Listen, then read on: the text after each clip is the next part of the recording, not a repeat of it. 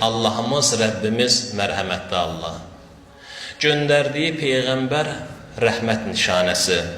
Ki, o Həzrət haqqında, Peyğəmbərimiz Salavatullah haqqında Allah Teala Ənbiya surəsi 107-ci ayədə buyurur: "Və mə ərsəlnəkə illə rəhmətən lil aləmin." Ya Peyğəmbər, biz səni yalnız aləmlərə rəhmət olaraq göndərdik. Aləmlərə yalnız rəhmət olaraq göndərdik. Burada insanın diqqətini bilirsiniz nə cəlb eləyir.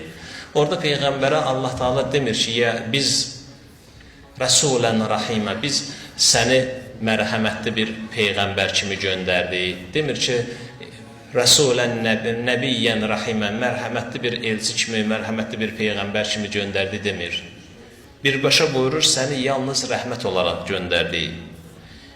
Mənası bu deməkdir ki, yəni Peyğəmbər sallallahu aleyhi və aleyhi və səlləm rəhmətin özüdür.